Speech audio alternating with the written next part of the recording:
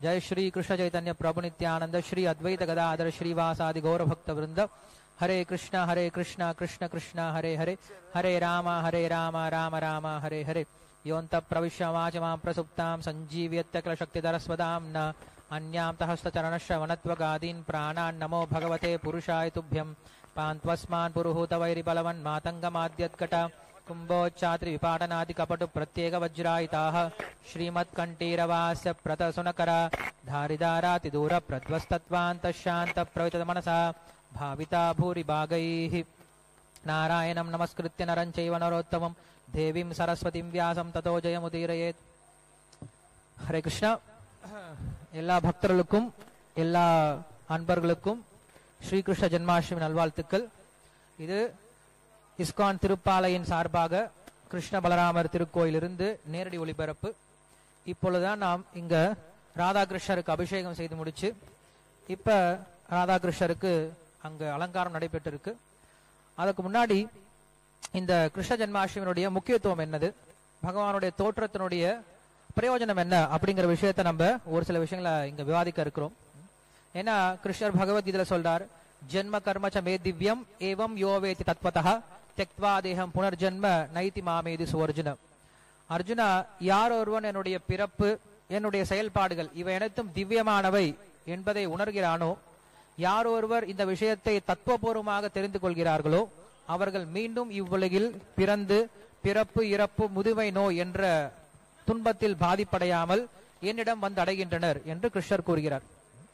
எனவே கிருஷ்ணரை புகழ்வது, கிருஷ்ணரை பூஜிப்பது, அதை காட்டிலும் மிக முக்கியமானது என்னவென்றால் கிருஷ்ணரை பற்றி உள்ளது உள்ளபடி தெரிந்து கொள்வது. கிருஷ்ணர் ஏன் பிறக்கிறார், கிருஷ்ணரின் பிறப்பிற்கான காரணம் என்ன, அதனால் நமக்கு என்ன சொல்ல வருகிறார் என்பதை நாம் தெரிந்து கொள்வது கிருஷ்ணரை பூஜிப்பதை காட்டிலும் கிருஷ்ணருடைய நாமத்தை கூறுவதை காட்டிலும் மிக முக்கியம். காரணம், கிருஷ்ணரை பூஜை செய்ய வேண்டும் என்றாலோ அல்லது கிருஷ்ணருடைய நாமத்தை நாம் கூற வேண்டும் என்றாலோ கிருஷ்ணரின் முக்கியத்துவத்தை தெரியாமல் நாம் கூறினோம் என்றால் கங்கையில் இருக்கும் மீனை போன்றதுதான். கங்கையில் குளித்தால் ஒருவருக்கு மோட்சம் என்று கூறுகிறார்கள். ஆனால் அந்த கங்கையில பார்த்தோம்னா நிறைய மீன் அங்க பிறந்து அங்கே வளர்ந்து அங்கே உயிரை விட்டுடுது. அப்படி கங்கையில இருக்கக்கூடிய மீன் எல்லாத்துக்கும் மோட்சம் கிடைக்குமா அப்படின்னா கிடைக்க போறது கிடையாது. காரணம் என்ன அப்படின்னா, அந்த மீன் கங்கையிலே இருந்தாலுமே கூட தான் கங்கையில இருக்கிறோம் அப்படிங்கிற அந்த புத்தி இல்லாம இருக்கு.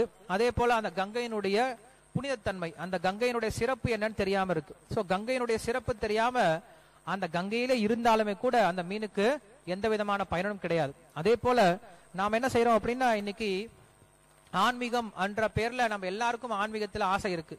எல்லாரும் ஆன்மீகம் செய்யணும், எல்லாரும் பக்தி செய்யணும் அப்படின்ற ஆசை இருக்கு.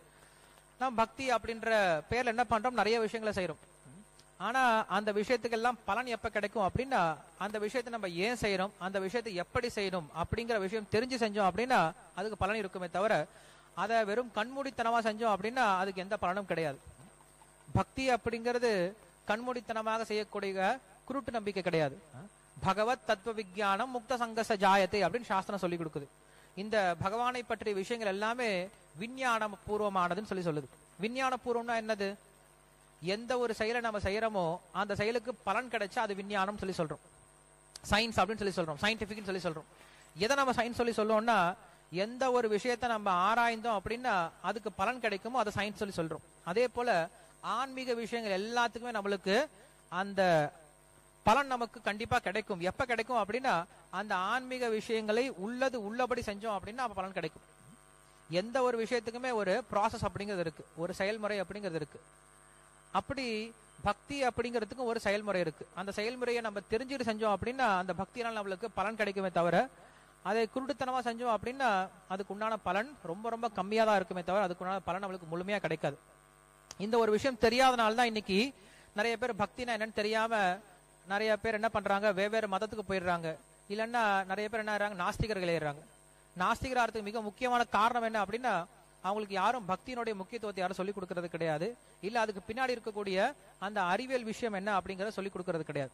சரி, இன்னைக்கு நம்ம பகவானுடைய இந்த அவதாரத்தினுடைய முக்கியத்துவத்தை மட்டும் பார்க்கலாம். ஏன்னா பகவானை பத்தி பேசணும் அப்படின்னா கிருஷ்ணர் பகவத்கீதையில பல்வேறு விதமான விஷயங்களை அதுல விளக்கி இருக்கார். குறிப்பா இந்த ஆன்மீக விஷயத்தை யார் ஒருத்தர் புரிஞ்சுக்கணும்னு நினைக்கிறாங்களோ அவங்க கண்டிப்பா பகவத்கீதையை படிக்காம இல்ல பகவத்கீதையை பின்பற்றாம ஆன்மீகத்துல எந்த ஒரு முன்னேற்றம் அடைய முடியாது. இத கிருஷ்ணர் பகவத்கீதையில சொல்றார். யஹ சாஸ்திர விதி உத்ஸ்ருஜ்ய வர்த்ததே காமகாரதஹ நச சித்திம் அவாப்னோதி ந சுகம் ந பராங்கதிம். யஹ சாஸ்திர விதி உத்ஸ்ருஜ்ய, யார் ஒருவன் சாஸ்திர விதியை, சாஸ்திரத்தில் சொல்லப்பட்ட விதிமுறைகளை புறக்கணித்து யஹ சாஸ்திர விதி உத்ஸ்ருஜ்ய வர்த்ததே செயல்படுகிறானோ, காமகாரதஹ காமத்தை மட்டுமே, அதாவது தன்னுடைய ஆசையை மட்டுமே அடிப்படையாக கொண்டு செயல்படுகிறானோ, நசசித்திம் அவாப்னோதி ந சுகம் ந பராங்கதிம், அவன் எந்த ஒரு செயல்களிலும் சித்தி அடைவதும் கிடையாது, சுகத்தை அடைவதும் கிடையாது, பலனை அடைவதும் கிடையாது, அந்த மோட்சத்தையும் அடைவது கிடையாது. எனவே கிருஷ்ணர் பகவத்கீதையில் கூறுவது, நாம் ஆன்மீகம் என்று எந்த ஒரு செயலை செய்தாலும் அது சாஸ்திரபூர்வமாக இருக்க வேண்டும். அவ்வாறு சாஸ்திரபூர்வமாக செய்யவில்லை என்றால் அது வெறும் குருட்டு நம்பிக்கையை தவிர அது பக்தி என கூறுவதற்கு இல்லை. ஸ்மிருதி ஸ்மிருதி புராணாதி பாஞ்சராத்திரிக்கு விதிம் வினா ஐகாந்திக்கு ஹரேர் பக்தே உத்பாதாயேவ கல்பதே என்று வேதம் ஓதுகிறது. என்னவென்றால், நாம் செய்யும் ஆன்மீக செயலானது ஸ்ருதி ஸ்மிருதி புராணங்கள் இதிகாசங்கள் இதை சார்ந்ததாக இருக்க வேண்டும். அவ்வாறு இன்றி நாம் மனம் போன போக்கில் ஏதாவது ஆன்மீக காரியங்களை செய்து வந்தோம் என்றால் அது தொந்தரவே என்று கூறுகிறார். சமுதாயத்தில் ஏற்படும் பிரச்சனை அது சமுதாயத்திற்கு வெறும் தொந்தரவு என கூறுகிறார். உத்பாதாயேவ கல்பதே என கூறுகிறார். இதை நாம் எவ்வாறு காண்பது? இன்னைக்கு என்ன பண்றாங்கன்னா, ஆன்மீகன்ற பேர்ல நிறைய விஷயம் பண்றாங்க. அவங்க இஷ்டத்துக்கு அவங்கவுங்க மனசுல எதெல்லாம் தோணுதோ அதை ஆன்மீகம் பண்ணிட்டு இருக்காங்க. அப்படி செய்யறதுனால என்ன ஆகுது, பொதுமக்களுக்கு ஒரு அவநம்பிக்கை வர ஆரம்பிக்குது. மக்கள் பார்த்தாங்க, இது ஆன்மீகமா, இதுக்கு பேர் ஆன்மீகமா, இப்படி பண்றாங்களே, இவ்வளவு பொருட்களை வேஸ்ட் பண்றாங்களே, இவ்வளவு பொருட்களை உபயோகம் இல்லாம பண்றாங்க, இப்படி ரொம்ப கஷ்டப்பட்டு பண்றாங்களே, இல்ல இப்படி ரொம்ப கோரமான விஷயம் எல்லாம் பண்றாங்களே, இதுக்கு பேர் ஆன்மீகமா அப்படின்னு சொல்லி நிறைய பேர் கேட்கறது உண்டு. அதுக்கு பேர் ஆன்மீகம் கிடையாது. சாஸ்திரமே அதான் சொல்லுது.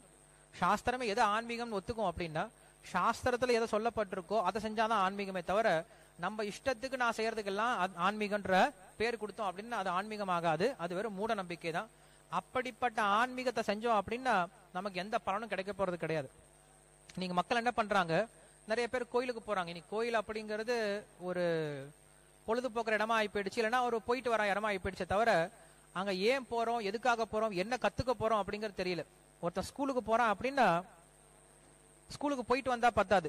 ஸ்கூலுக்குள்ள போறேன், தினமும் கேட்டுக்குள்ள போறேன், அப்புறம் வெளில வந்துறேன், கேட்டுக்குள்ள போறேன், வெளில வந்துறேன், சும்மா ஸ்கூலை சுத்தி பார்த்துட்டு வந்துடுறேன் அப்படின்னா அந்த ஸ்கூலுக்கு ஒரு பிரயோஜனம் இருக்காது. அந்த ஸ்கூலுக்கு போறோம் அப்படின்னு என்ன பண்ணும், அந்த ஸ்கூலுக்குள்ள போயிட்டு அங்க என்ன சொல்லி கொடுக்குறாங்களோ அந்த விஷயத்த கத்துக்கிட்டு அந்த விஷயத்த நம்ம எப்ப புரிஞ்சுக்கிறோமோ அப்பதான் நம்மளுக்கு என்ன இருக்கும், அந்த ஸ்கூலுக்கு போன பயன் கிடைக்கும். அதே போல கோயிலுக்கு போறோம் அப்படின்னா கோயில் அப்படிங்கிறது என்னது, நமக்கு கடவுளை பற்றியும் நம்ம பற்றியும் இந்த உலகத்தை பற்றியும் சொல்லிக் கொடுக்கக்கூடிய விஷயம் தான் கோயில் அப்படின்னு சொல்லி சொல்றோம். சோ கோயில் அப்படிங்கிறது ஆன்மீக ஞானத்தை கொடுக்கக்கூடிய ஒரு இடம். அப்படி அந்த கோயிலுக்கு போயிட்டு நம்ம அந்த ஆன்மீக ஞானம் கிடைக்கல அப்படின்னா அது கோயிலுக்கு போறதுக்கு பிரயோஜனமே இல்லாம போயிடும். ஏதோ நான் பார்க்குக்கு போறேன், பீச்சுக்கு போறேன், சினிமா தியேட்டருக்கு போறேன், அதே போல கோயிலுக்கு போயிட்டு வரேன், ஒரு பிரயோஜனம் இருக்காது. வெறுமனே கோயிலுக்குள்ள போயிட்டு வரதுனால ஒரு பிரயோஜனம் இருக்காது. அந்த கோயிலுக்கு போனோம்னா என்ன பண்ணும், கண்டிப்பா அங்க உட்காந்து கொஞ்ச நேரமாவது பகவானை பத்தி கேட்கணும். நம்மளுக்கு நிறைய முறை மக்கள் சொல்றது உண்டு, கோயிலுக்கு போனா என்ன பண்ணும், கொஞ்ச நேரம் உட்காந்துட்டு வாங்கன்னு சொல்லி சொல்லுவாங்க. கோயிலுக்கு போனா உட்காந்துட்டு வரணும். எதுக்கு உட்காந்துட்டு வரணும், சும்மா போனா இப்படி உட்காந்துட்டு ஒரு நிமிஷம் திட்டில் உட்காந்துட்டு எந்திரிச்சு வந்துருவாங்க. சோ எதுக்காக உட்காந்துட்டு வருவாங்க, யாருக்கும் தெரியாது. எல்லாரும் செய்யறாங்க, நானும் செய்யறேன். இதுதான் மூட நம்பிக்கை. இது கண்டிப்பா மூட நம்பிக்கை தான்.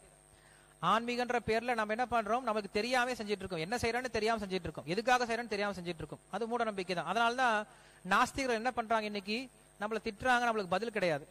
காரணம் என்னது, உண்மையில் நம்மளுக்கு மூட நம்பிக்கை தான் இருக்கும். ஏன்னா நம்ம புரிஞ்சுக்க முயற்சி பண்ணல.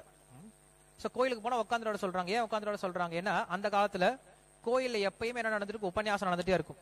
நீங்க பாத்தீங்கன்னா இப்ப ஸ்ரீரங்கமோ இல்ல அழகர் கோயிலோ இல்ல மீனாட்சி கோயில், எந்த ஒரு பெரிய கோயில்களை பார்த்தாலும் பெரிய பெரிய மண்டபம் எல்லாம் கட்டி வச்சிருப்பாங்க. ஏன் மண்டபம் கட்டி வச்சிருக்காங்க, அன்னைக்கு அவங்க கிட்ட நிறைய கல் இருந்துச்சுன்னு கட்டி வச்சிருக்காங்களா என்ன, கிடையாது. நல்லா நிறைய பணம் இருந்துச்சுன்னு கட்டுவாங்களா, இல்ல. அந்த மண்டபத்தினுடைய காரணம் என்ன அப்படின்னா அவ்வளவு மக்கள் அந்த கோயில கூடுவாங்க, அவங்க எல்லாரையும் உட்கார வச்சு பகவானை பத்தி பேசுவாங்க. சோ அப்படி உபன்யாசம் நடந்துட்டு இருக்கும். சாஸ்திரங்கள்ல இருந்து புராணங்கள்ல இருந்து உபன்யாசம் நடக்கும் போது அந்த உபன்யாசத்தை யார் ஒருத்தன் கேட்கறானோ அப்பதான் அவனுக்கு என்ன ஆகும், அந்த பகவானை பத்தி புரிய ஆரம்பிக்கும். இல்ல பகவானை பத்தி பார்த்தா ஒன்னும் புரிய போறது கிடையாது. அதான் என்ன சொல்றோம், நம்ம என்ன சொல்றோம்னா ஞானக்கண் அப்படின்னு சொல்லி சொல்றோம். ஞானக்கண்ணா ஏதோ இங்க மத்தியில உட்கார்ந்து இருக்க ஒரு கண்ணு கிடையாது. ஞானம் அப்படிங்கிற ஒரு கருவினால நம்ம பகவானை பாக்குறதுக்கு பேர் ஞானக்கண்.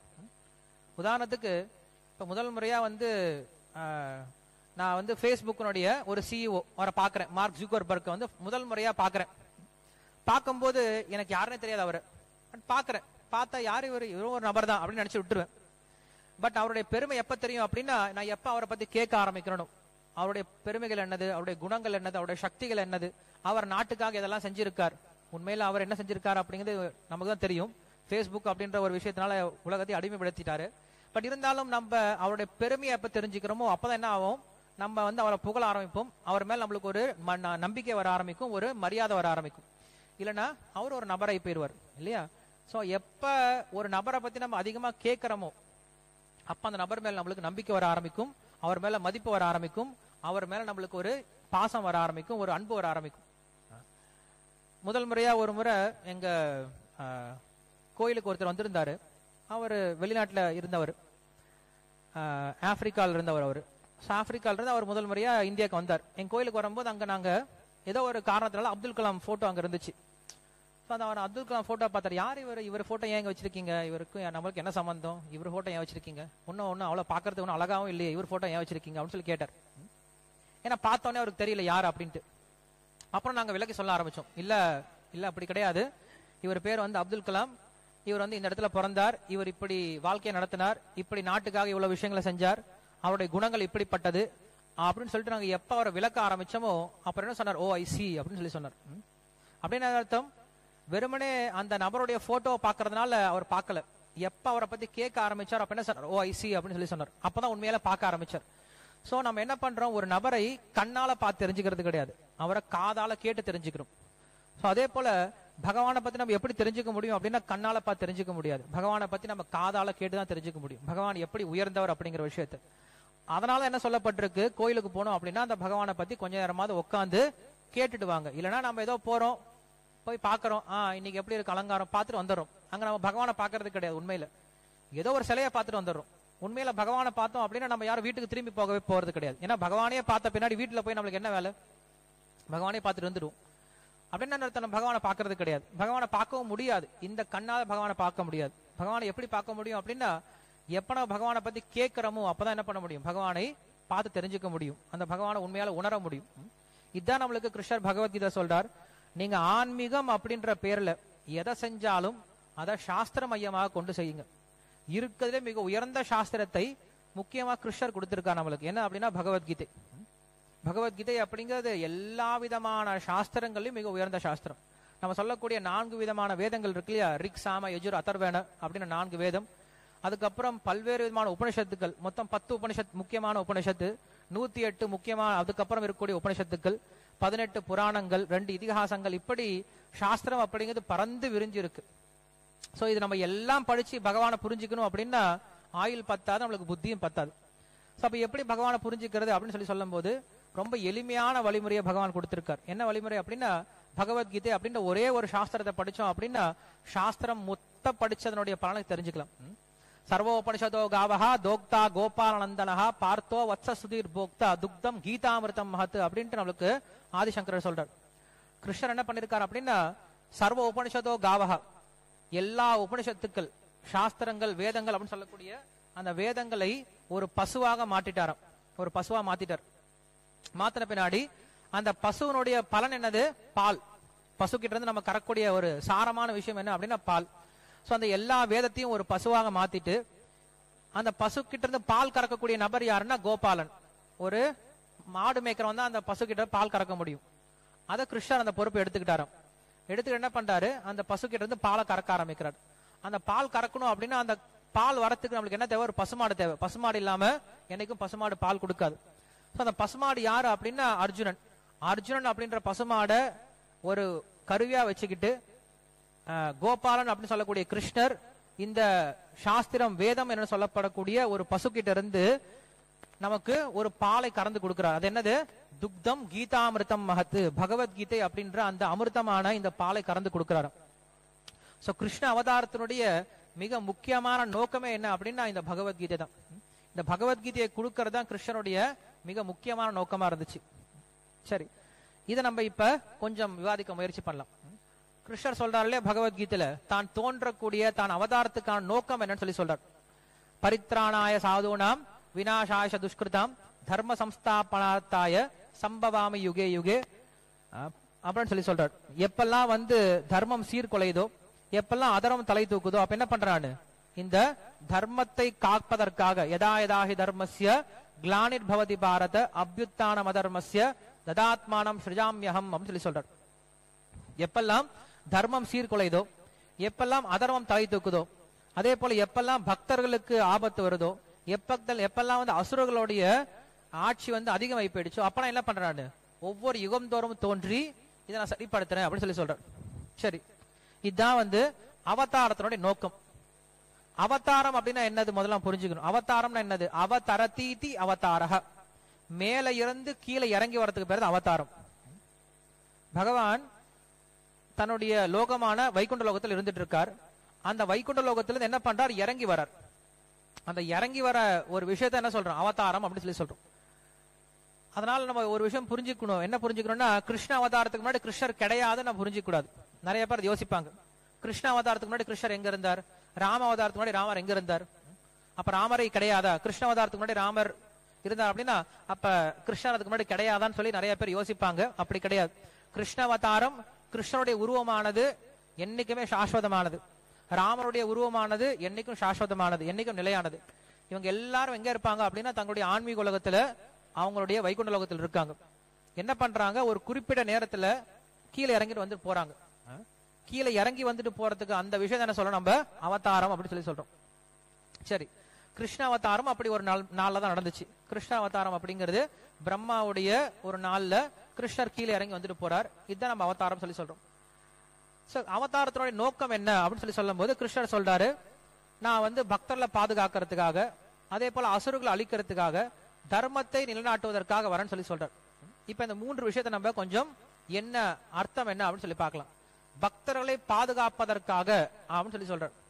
பக்தர்களை பாதுகாப்பதற்காக பகவான் வரார் அப்படின்னா அது கொஞ்சம் நம்ம யோசிக்க வேண்டிய விஷயமா இருக்கு. ஏன்னா எந்த ஒரு பக்தனுமே என்னை பாதுகாக்க நீ வா அப்படின்னு சொல்லிட்டு பகவானை வந்து வேண்ட மாட்டாங்க.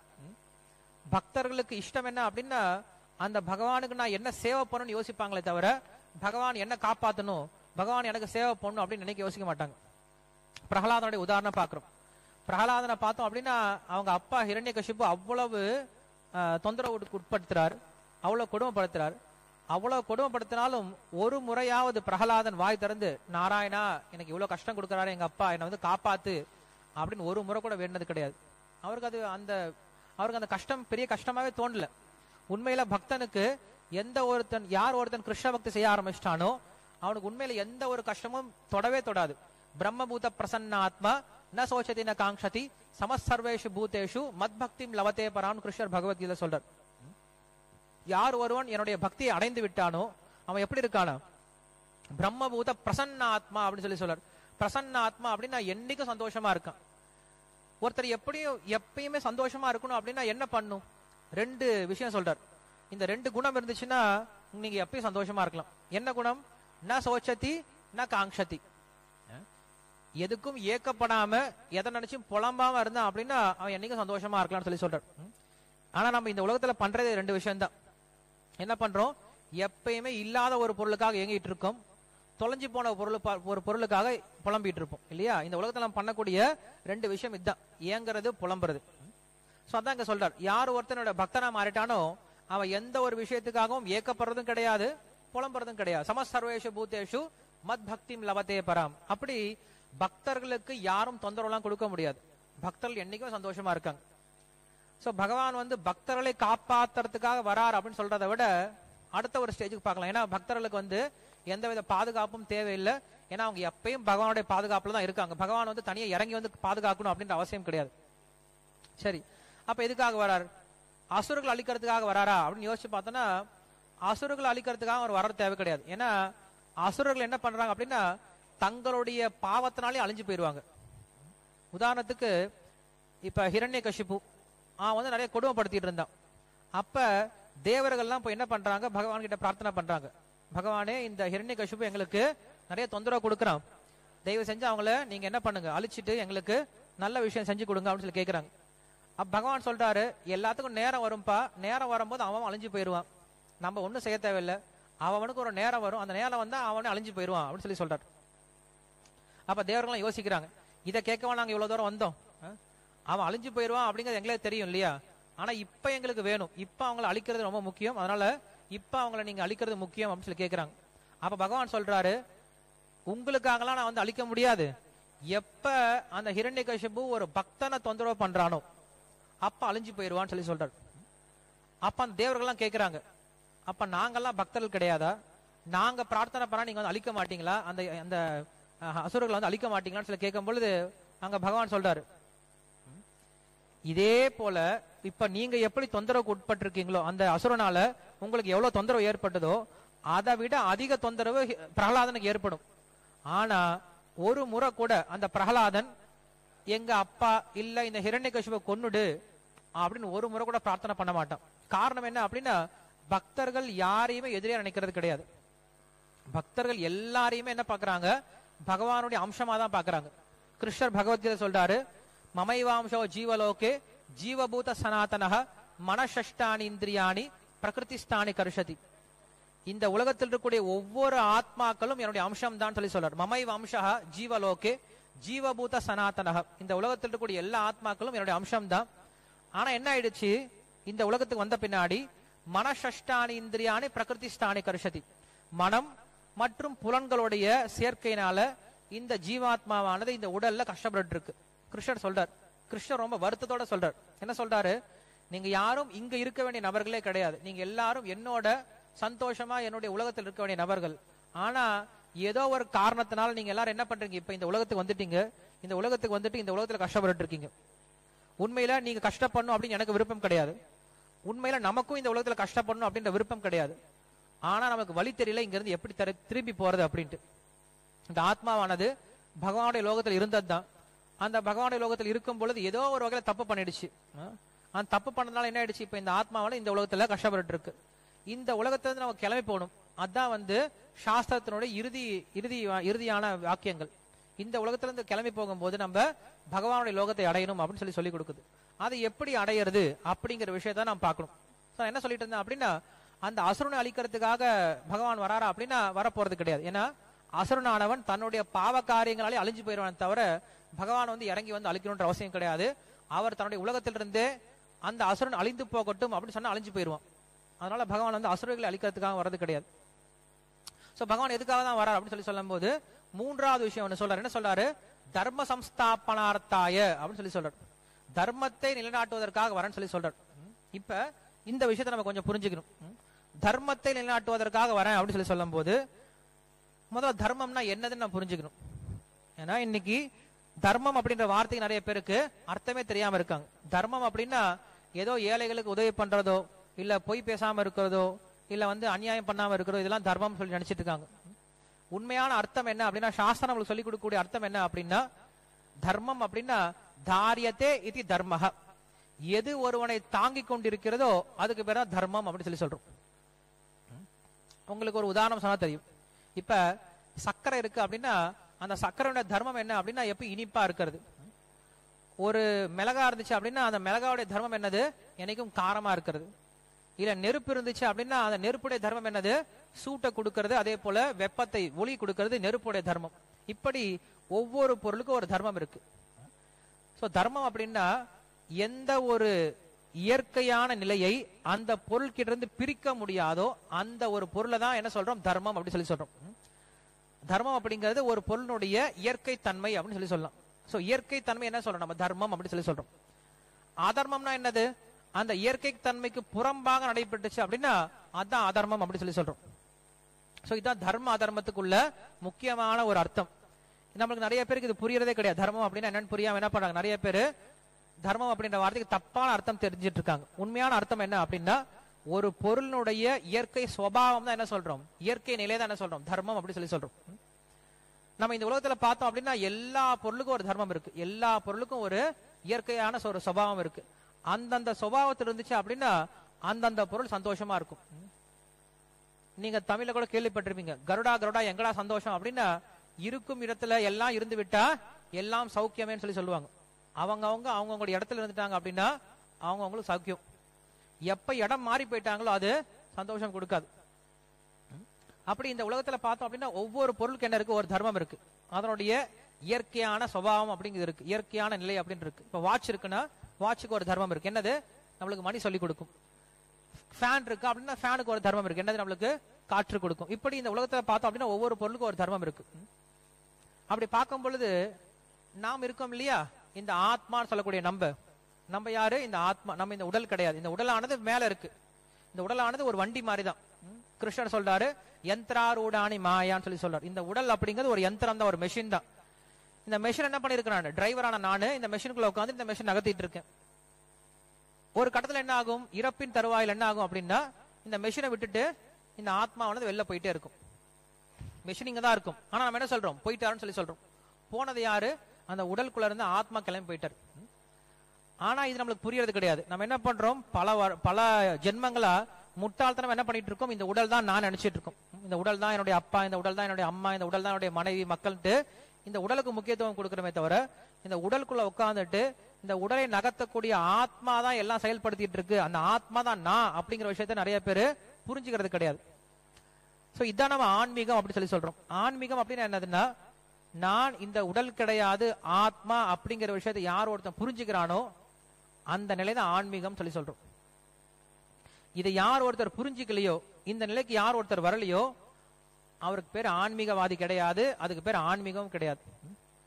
சோ அதனால நம்ம என்ன பண்றோம், எதுவுமே நம்ம ஆன்மீகம் அப்படிங்கிறதுக்கோ இல்ல பக்தி அப்படிங்கிறதுக்கோ இல்ல தர்மம் அப்படிங்கிறதுக்கோ இது எல்லாமே நம்மளுக்கு சாஸ்திரத்துல இருந்து கொடுக்கப்பட்ட வார்த்தை தான்.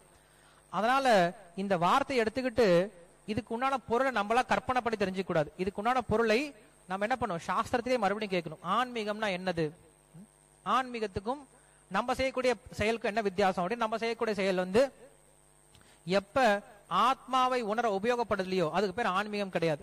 எந்த ஒரு செயலானது நாம் இந்த உடல் கிடையாது ஆத்மா அப்படிங்கிற விஷயத்த புரியறதுக்காக உபயோகப்படுதோ அந்த செயலை என்ன சொல்றோம், நம்ம ஆன்மீகம் அப்படி சொல்லி சொல்றோம். நான் ஏன் சொல்ல வந்தேன் அப்படின்னா, இந்த தர்மமானது ஒவ்வொருத்தருக்கும் மாறுபடும். ஒவ்வொரு பொருளுக்கும் ஒரு தர்மம் இருக்குன்னு சொல்லி சொன்னேன். அந்த மாதிரி இந்த உடலுக்குள்ள உட்கார்ந்துருக்குள்ளே நம்ம இந்த ஆத்மா, இந்த ஆத்மாவுக்குன்னு ஒரு தர்மம் இருக்கு. ஒவ்வொரு பொருளுக்கும் ஒரு தர்மம் இருக்குன்னு சொன்னாலே அந்த மாதிரி இந்த ஒரு ஆத்மாவுக்கு ஒரு தர்மம் இருக்கு. இந்த ஆத்மாவுடைய தர்மம் என்ன அப்படின்னா, என்னைக்குமே பரமாத்மாவுடைய தொடர்புலயே இருக்கிறது. ஆத்மாவானது பரமாத்மாவுடைய தொடர்புலயே இருக்கணும். அதுதான் இந்த ஆத்மாவுடைய தர்மம். எப்படி மீனுடைய தர்மம் என்ன அப்படின்னா தண்ணிக்குள்ளாரே இருக்கிறது. மீன் அப்படிங்கிறது ஒரு உயிரினம் தான். அந்த மீன் எப்படி இருக்கணும் அப்படின்னா என்னைக்குமே தண்ணியில இருக்கணும், தண்ணியினுடைய தொடர்புலயே இருக்கணும். தண்ணியினுடைய தொடர்பை விட்டுட்டு அந்த மீனானது வெளில வந்துருச்சு அப்படின்னா அந்த மீனுக்கு நீங்க என்னதான் கொடுத்தாலும் அந்த மீன் திருப்தி அடைய போறது கிடையாது. ஏன்னா அது மீனானது தன்னுடைய செயற்கையான நிலையில் இருக்கு. தன்னுடைய இயற்கையான நிலை என்னது, தண்ணிக்குள்ள இருக்குது. செயற்கையான நிலையில் நீங்க கொண்டு வந்துட்டு அந்த மீனுக்கு திருப்தி படுறதுக்கு நீங்க என்ன வேணா பொருளை கொடுத்து பாருங்க, அந்த மீன் சந்தோஷமா இருக்கிறதுக்கு நீங்க எந்த பொருளை வேணா கொடுத்தாலும் அந்த மீன் சந்தோஷமா இருக்க போறது கிடையாது. அந்த மீனுடைய சந்தோஷம் எப்ப இருக்கும் அப்படின்னா தண்ணிக்குள்ள போயிடுச்சு அப்படின்னா அதுக்கு வேற எதுவுமே தேவையில்லை. வெறும் தண்ணியினுடைய தொடர்பு மட்டும் இருந்தா போதும், அந்த மீன் சந்தோஷமா இருக்கும். தண்ணிக்குள்ள போயிடுச்சுன்னா அதுக்கு தேவையான எல்லாமே தண்ணியிலே கிடைச்சிரும். நீங்க வெளியில கூட்டு ஒண்ணு கொடுக்க தேவையில்லை. அந்த தண்ணிக்குள்ள இருக்கிறதே அந்த மீனுடைய தர்மம், அந்த தண்ணிக்குள்ள இருக்கிறதே மீனுடைய சந்தோஷம் இல்லையா, இது மீனுடைய தர்மம். அதே போல ஆத்மாவை நம்ப அந்த பரமாத்மாவான கிருஷ்ணருடைய தொடர்புல இருக்கிறதா இந்த ஆத்மாவுடைய தர்மம். கிருஷ்ணர் சொல்றாரு இல்லையா, மமைவாம்சோ ஜீவலோகேன்னு சொல்லி சொன்னார் பகவத்கீதையில. நீங்க எல்லாருமே என்னுடைய அம்சம் அப்படின்னு சொல்லி சொல்றாரு. அம்சம்னா என்னது, உதாரணத்துக்கு இந்த உடல் இருக்கு, இந்த உடல்ல இந்த விரல் இருக்கு, இந்த விரல் அப்படிங்கிறது இந்த உடலுடைய அம்சம் இல்லையா. சோ இந்த விரல் என்ன பண்ணும் அப்படின்னா இந்த உடலோட தொடர்புலயே இருக்கணும், இந்த உடலோட ஒட்டிட்டு இருக்கணும். ஒட்டிட்டு இருந்தா போதும், இந்த விரலுக்கு தேவையான எல்லா விதமான பாதுகாப்பும் இந்த விரலுக்கு தேவையான எல்லா விதமான ஊட்டச்சத்தும் இந்த உடல்ல இருந்து கிடைச்சிடும். இதே இந்த விரலானது வெட்டி கீழே விழுந்துருச்சு அப்படின்னா இந்த விரலுக்கு ஒரு பிரயோஜனமும் கிடையாது. இந்த விரல் இருந்தும் என்ன இருக்கும், ஒரு பிரயோஜனம் கிடையாது. ஏன்னா இந்த விரலுக்கு எந்த விதமான சக்தியும் கிடைக்க போறது கிடையாது, இந்த விரலுக்கு எந்த விதமான பிரயோஜனமும் இல்லாம போயிடும். இந்த விரல் ஒரு அற்பமா மாறி போயிடும். ஆனா இந்த விரல் எப்ப மறுபடியும் இந்த உடலோட சேருதோ அப்ப என்ன ஆகும், இந்த விரலுக்கு தேவையான எல்லா விதமான சக்தியும் கிடைக்க ஆரம்பிக்கும். ஏன்னா இது அம்சம், இந்த விரலானது இந்த உடலோட அம்சம். அதே போல கிருஷ்ணர் என்ன சொல்றாரு, இந்த ஆத்மாக்கள் இந்த உலகத்துல பார்க்கக்கூடிய எல்லா விதமான ஆத்மாக்களும் என்னுடைய அம்சம், என்னோட ஒட்டிட்டே இருக்க வேண்டியவங்க, என்னோட தொடர்புலயே இருக்க வேண்டிய இந்த ஆத்மாக்கள். ஆனா இப்ப என்ன பண்ணிட்டோம், அந்த தொடர்பை வெட்டிக்கிட்டு நம்ம என்ன பண்ணோம், துண்டிச்சுக்கிட்டு இந்த உலகத்துல வாழ்ந்துட்டு இருக்கோம். ஒருத்தர் என்ன பண்ணும் அப்படின்னா மறுபடியும் நம்முடைய அந்த பழைய தொடர்பை என்ன பண்ணிக்கணும், மறுபடியும் ஏற்படுத்திக்கணும். அந்த பழைய தொடர்பை ஏற்படுத்துறதுக்கு உண்டான செயல்முறை தான் நம்ம என்ன சொல்றோம், பக்தி அப்படின்னு சொல்லி சொல்றோம். ஆன்மீகம்னா என்னது, பக்தினா என்னது புரிஞ்சுக்கணும். ஆன்மீகம் அப்படின்னா நான் ஆத்மா, நான் இந்த தற்காலிகமான உடல் கிடையாது, இந்த உடலில் இருந்து வேறுபட்டவன் நான் அப்படின்ற அந்த ஆத்மா உண்மையால் நான். இந்த உடல் அப்படிங்கிறது தற்காலிகமானது, அழியக்கூடியது.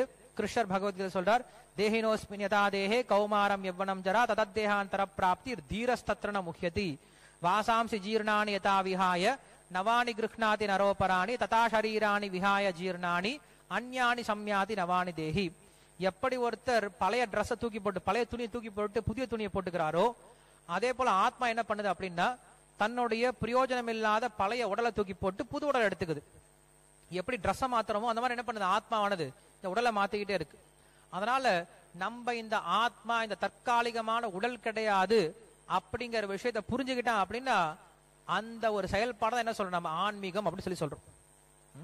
நான் உங்களுக்கு முன்னாடி சொல்லிட்டு இருக்கேன், நம்ம ஆன்மீக செயல் எதை செஞ்சாலும் அதை சாஸ்திரபூர்வமா இருக்கணும். அந்த சாஸ்திரத்துல ஆன்மீகத்துக்கு கொடுத்த டெபினேஷன் இதுதான். இதை தவிர மற்றவங்க யார் எதை சொன்னாலும் அதுக்கு பேர் ஆன்மீகம் கிடையாது.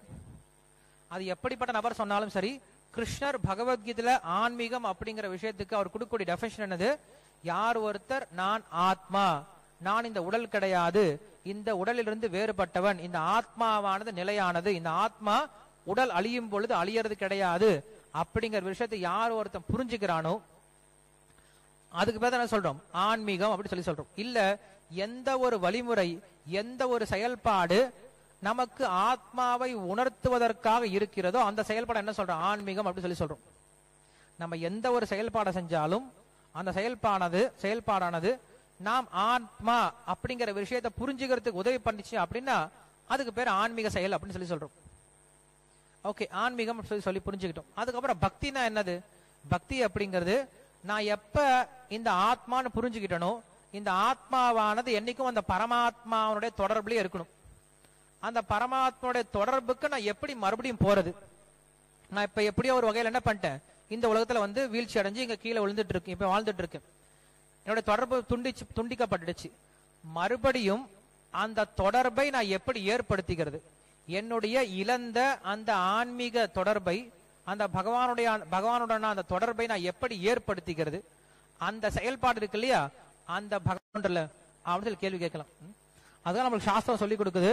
பகவான் உண்மையில இப்பயும் இங்கதான் இருக்கார், அவதாரம், பகவானுடைய அவதாரம் இங்கேதான் இருக்கு. எப்படி இருக்கார் அப்படின்னா நேரடியா அவர் ரூபத்துல கிடையாது, அவருடைய பேர் வடிவில் இருக்கார்.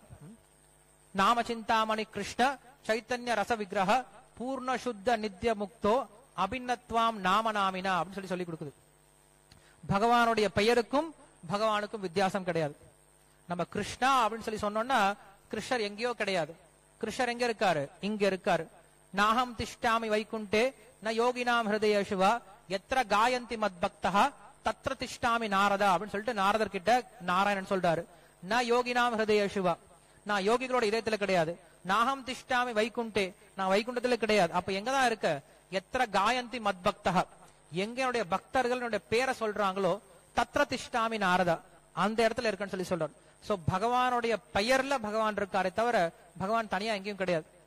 அதனால என்ன பண்றோம், நம்ம இந்த கலியுகத்துல பகவானுடைய தொடர்பு ஏற்படுத்திக்கிறதுக்கு இல்ல பகவானை நேரடியா நம்ம அணுகிறதுக்கு ஒரே ஒரு வழிமுறை என்ன அப்படின்னா இந்த பகவானுடைய பெயர் தான். நம்மளுக்கு மகாபாரதத்துல இந்த ஒரு லீலை ரொம்ப பிரசித்தமான ஒரு லீலை. என்ன லீலை அப்படின்னா திரௌபதியினுடைய வஸ்திராபரணம் எல்லாருக்கும் தெரியும். திரௌபதியினுடைய அந்த துயிலை வந்து அந்த துணியை வந்து துஷாசன் பிடிச்சு இழுக்கும் பொழுது திரௌபதிக்கு ஒரு இக்கட்டான சூழ்நிலை, ஒரு பெரிய ஆபத்து, யாரும் காப்பாற்ற முடியல. அந்த திரௌபதி தன்னுடைய கணவன்கள் இருந்தும் அங்க நீதி தெரிஞ்ச நியாயம் தெரிஞ்ச பல்வேறு விதமான பெரிய நபர்கள் இருந்தும் திரௌபதி யாரும் காப்பாற்ற முடியல. அப்படி இருக்கும்போது திரௌபதி என்ன பண்ணாங்க அப்படின்னா உடனே கிருஷ்ணருடைய உதவியை நாடினாங்க. எப்படி நாடினாங்க, உடனே பூஜை பண்ணல, உட்காந்து யாகம் பண்ணல, இல்ல உட்காந்து தவம் பண்ணல. திரௌபதி செஞ்ச விஷயம் ஒன்னே ஒண்ணுதான். என்ன பண்ணாங்க, கையை தூக்கிட்டு ஹே துவாரக நிலைய அச்சுத கோவிந்த ரக்ஷமாம் சரணாகதாம் அப்படின்னு சொல்லிட்டு கையை உயர்த்தி என்ன பண்ணாங்க, கிருஷ்ணோட பேரை சத்தமா சொன்னாங்க. உடனே கிருஷ்ணர் வந்தார், அந்த ஆபத்தை நீக்கினார்.